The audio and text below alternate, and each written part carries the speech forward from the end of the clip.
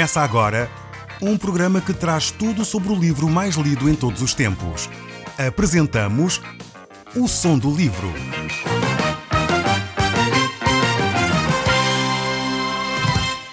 Seja muito bem-vindo. Neste podcast vai encontrar o livro mais conhecido e lido em todo o mundo. Vamos levá-lo numa viagem pela história da humanidade. Este é um audiolivro para si, para a sua família e sociedade em geral. Contextualização e comentários de Paulo Chaveiro. Caro amigo, nós continuamos a olhar para o segundo livro de Crónicas e estamos agora no capítulo 12. Neste livro nós já encontramos vários reavivamentos espirituais, podemos utilizar esta expressão. Vemos como o povo de Deus se voltou para Deus. Para que realmente isto aconteça, é necessário que o povo reconheça o seu estado espiritual e se volte para Deus. Esta talvez é uma das grandes necessidades que o nosso país atravessa. Não de um reavivamento, pois nunca experimentámos sequer um avivamento espiritual. Eu creio que a nossa nação necessitaria que as pessoas se aproximassem de Deus, buscassem a Deus de todo o coração. Certamente isso traria grandes mudanças ao nível das estruturas sociais, ao nível da economia, ao nível da política, ao nível do ser e do estar. Quando o nosso país experimentar uma mudança desse género no coração do povo, certamente as coisas nunca mais serão as mesmas. E aqui o livro de Crónicas relata vários desses acontecimentos na nação de Israel. Conforme a liderança, assim acontecia no meio do povo. Se a liderança era uma liderança que buscava a Deus, normalmente o povo seguia essa liderança. Então temos visto ao longo deste livro de Crónicas a importância dos líderes, de ter bons líderes à frente de uma nação. Então aqui hoje iremos continuar a olhar para estes textos e verificar aquilo que Deus tem para nos dizer através deles. Se você tiver uma Bíblia, eu recomendava que pudesse abrir no segundo livro de Crónicas, lá no Velho Testamento, e pudéssemos então começar a leitura no verso 9 deste capítulo 12 do livro de 2 Crónicas. Diz assim o texto da Palavra de Deus.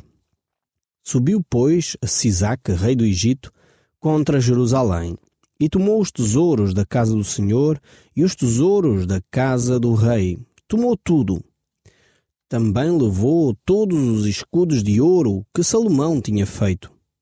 Em lugar destes, fez o rei Roboão escudos de bronze e os entregou nas mãos dos capitães da guarda que guardavam a porta da casa do rei. Toda a vez que o rei entrava na casa do Senhor, os da guarda vinham e usavam os escudos e tornavam a trazê-los para a câmara da guarda. Tendo-se ele humilhado, apartou-se dele a ira do Senhor para que não o destruísse de todo, porque em Judá ainda havia boas coisas. Nós vemos aqui por estes textos que Roboão não guardou a palavra do Senhor. Por isso aconteceu algo que nunca tinha acontecido ainda na nação de Israel desde que Davi tinha sido rei. Esta situação de uma invasão estrangeira na nação de Israel. Deus tinha permitido então que isto acontecesse à nação de Israel. Por um lado, Deus tinha prometido à nação de Israel que os guardaria caso eles se mantivessem fiéis à palavra de Deus. Agora Roboão tinha começado muito mal o seu reinado. Começou por tentar agravar os impostos da nação. Por isso o povo se rebelou contra ele e criou uma guerra civil e por isso mesmo se afastaram as 10 tribos de Israel, da tribo de Judá e Benjamim. E agora o rei Roboão está a experimentar uma invasão vinda do Egito. E realmente eles começaram a aproximar-se e esta foi, digamos assim, a primeira conquista que aconteceu ao território de Judá. Ele veio, saqueou todas as riquezas que havia no palácio real, ele levou os objetos de ouro do templo e depois disto Roboão teve que substituir esses materiais de ouro bastante preciosos por coisas de menor valor, escudos de bronze que, enfim, ainda davam algum, brilho, podemos dizer assim, alguma importância à guarda real, mas ao mesmo tempo era de valor inferior. Por isso, Roboão percebeu que necessitava de se humilhar diante do Senhor. começou este processo de novo de aproximação a Deus. Talvez ele se lembrou daquilo que tinha aprendido com o seu avô, Davi. Talvez ele se lembrou daquilo que Salomão, seu pai, tinha escrito no livro de Provérbios e os ensinamentos que tinha deixado para ele. E nós vemos aqui, neste texto que acabamos de ler, duas razões pelas quais Deus não destruiu completamente a nação de Judá. A primeira foi porque Roboão se humilhou diante do Senhor.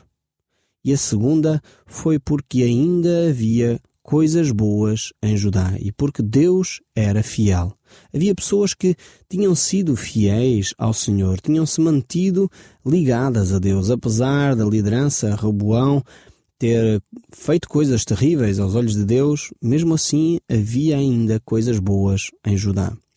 Então estas duas razões fizeram com que a nação de Judá não fosse dizimada desde já por esta invasão do Egito. Mas nós vamos continuar a ler aqui o verso 13 e diz assim: Fortificou-se, pois, o rei Roboão em Jerusalém e continuou reinando. Tinha Roboão 41 anos de idade quando começou a reinar e reinou 17 anos em Jerusalém, cidade que o Senhor escolheu de entre todas as tribos de Israel para ali estabelecer o seu nome. Sua mãe se chamava Naamá, amonita. Fez ele o que era mau, porquanto não se dispôs ou não dispôs o seu coração para buscar ao Senhor. Quanto ao mais atos de Roboão, tanto os primeiros como os últimos, porventura não estão escritos nos livros da história de Simeias, o profeta, e de Odo, o vidente, nos registros das genealogias? Houve então guerra entre Roboão e Jeroboão todos os seus dias. Descansou Roboão com os seus pais e foi sepultado na cidade de Davi. E Abias, seu filho, reinou em seu lugar.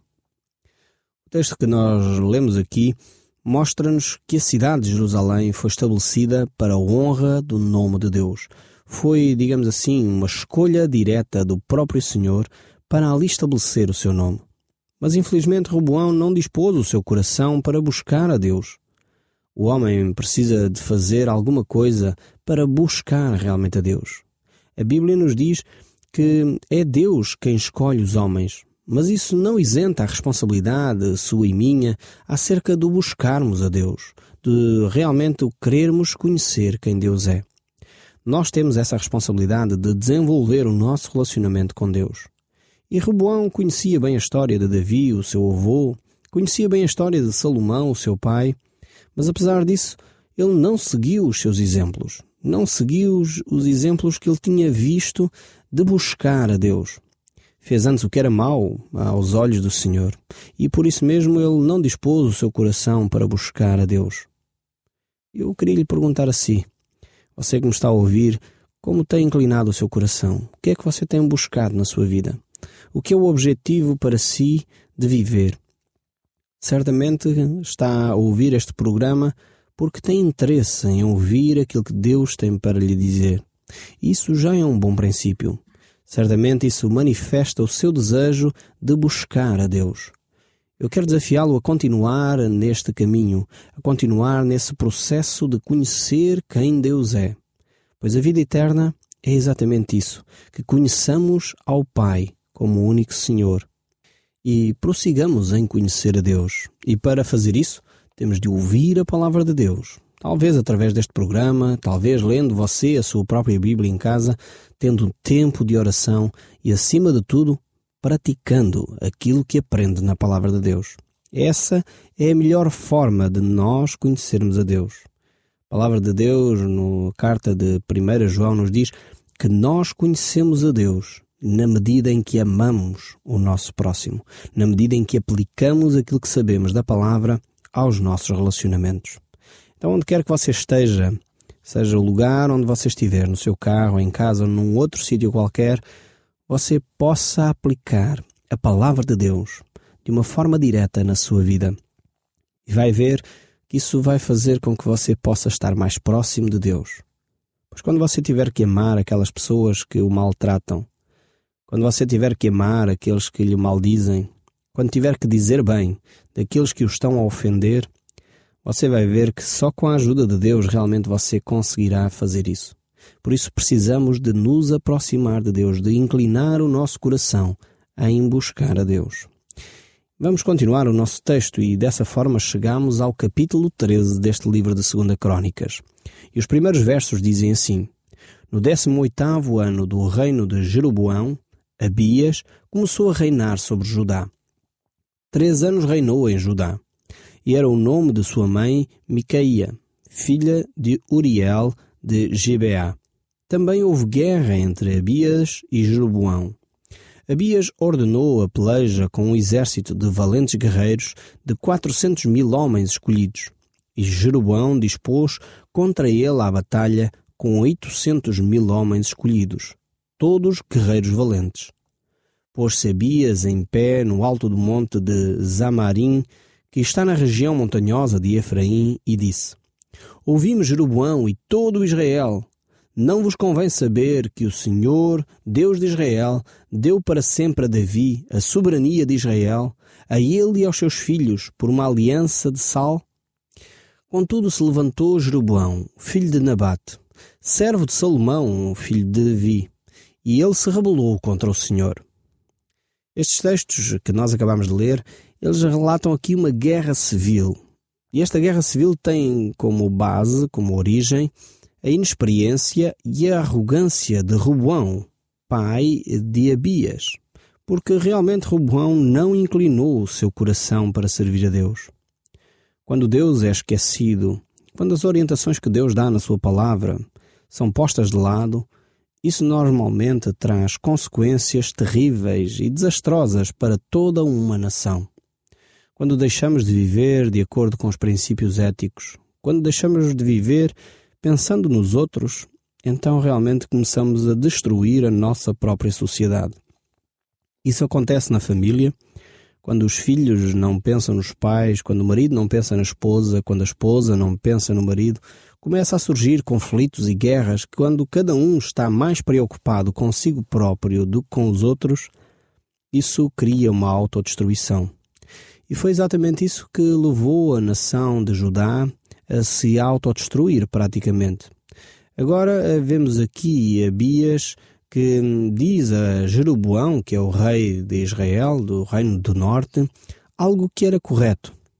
Mas havia realmente uma condição que Abias não estava a relembrar para que o reino de Davi continuasse a ser da família de Davi. Era necessário que os homens que estavam no trono de Davi servissem ao Senhor.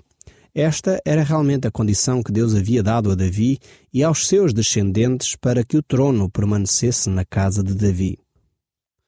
Mas vamos seguir um pouco mais em frente. E diz o texto bíblico aqui no capítulo 13 ainda, o verso 7 deste segundo livro de Crônicas. Ajuntou-se a ele gente vadia, homens malignos, fortificaram-se contra Roboão, filho de Salomão, sendo Roboão ainda jovem e indeciso, não lhes pôde resistir. Agora, pois, pensais que podeis resistir ao reino do Senhor que está nas mãos dos filhos de Davi?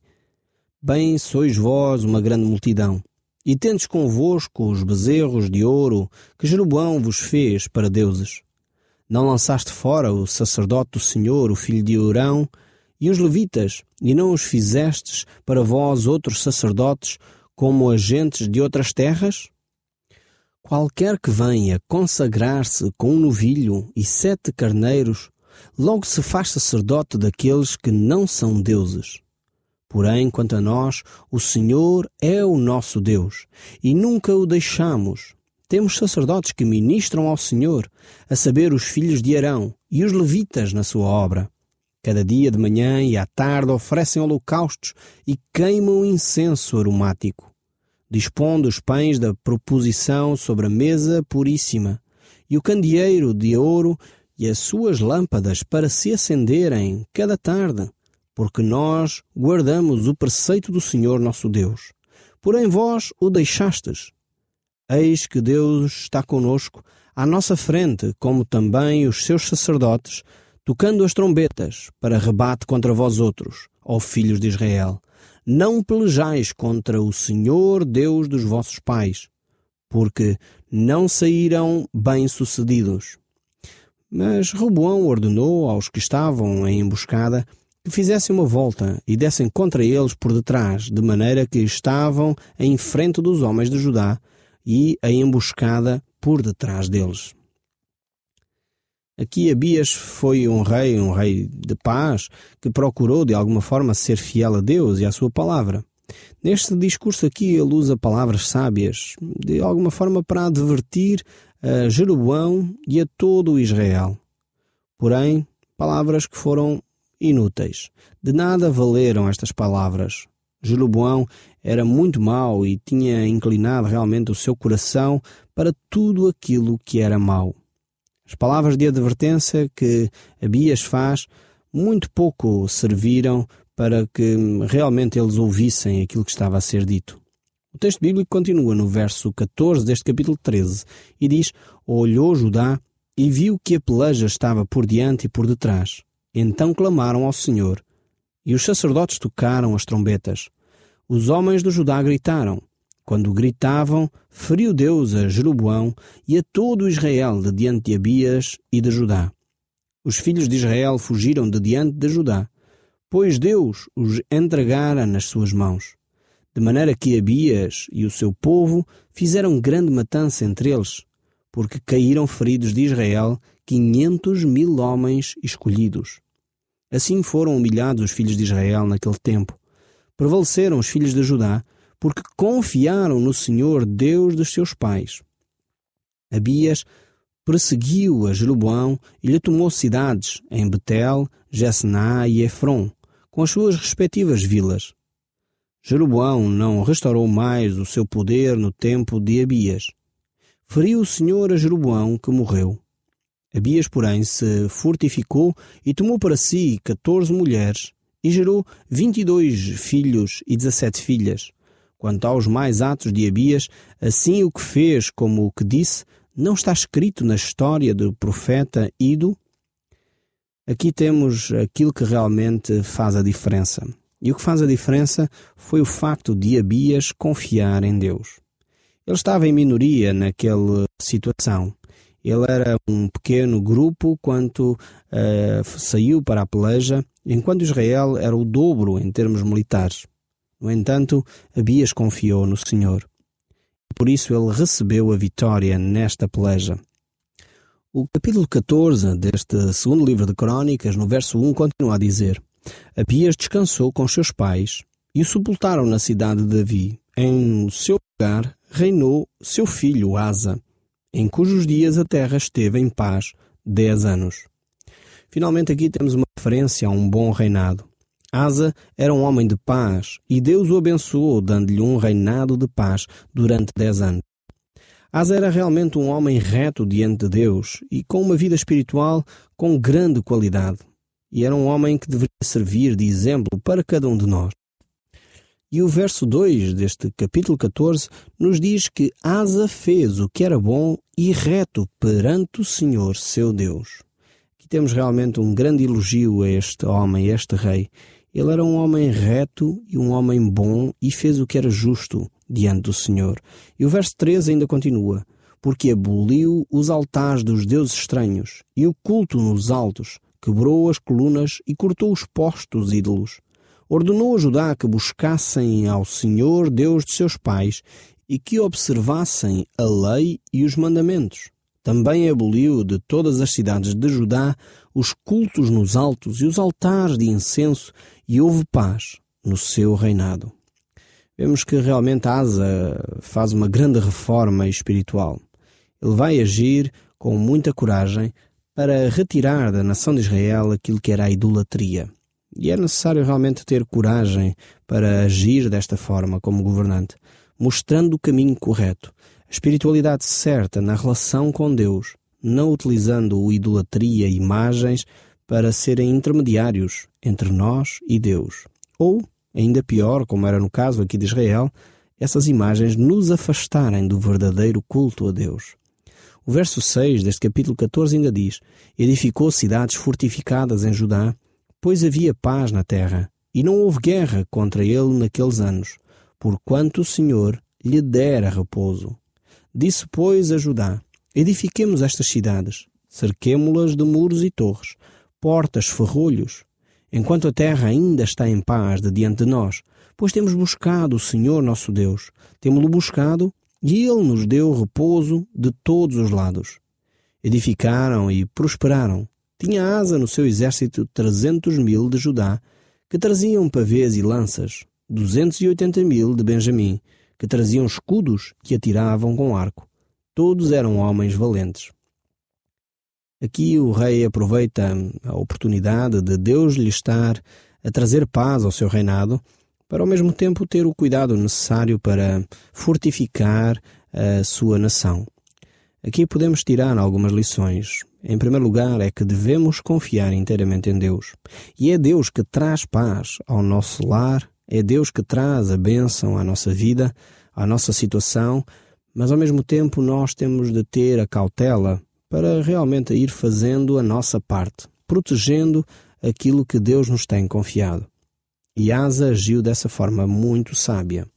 Podemos continuar a ver que Zerá, o etíope, saiu contra ele. Depois deste período de paz, houve então uma rebelião desta terra da Etiópia. E ele saiu com um exército de 1 milhão de homens e 300 carros. E chegou até Maressa. Então Asa saiu contra ele e ordenou a batalha no vale de Zefatá, perto de Maressa. Clamou Asa ao Senhor, seu Deus, e disse: Senhor, além de ti, não há quem possa socorrer numa batalha entre o poderoso e o fraco. Ajuda-nos, pois, Senhor, nosso Deus, porque em ti confiamos, e no teu nome viemos contra esta multidão. Senhor, tu és nosso Deus. Não prevaleça contra mim o homem. O Senhor feriu então os etíopes diante de Asa e diante de Judá, e eles fugiram. Mais uma vez vemos que Asa realmente foi sábio ao proteger a sua nação contra estes ataques inimigos. Mas ao mesmo tempo, Deus foi com Asa nesta situação. Quando havia uma grande desigualdade, Deus estava do lado daquele que o tinha buscado. O Som do Livro, uma produção da Rádio Transmundial de Portugal.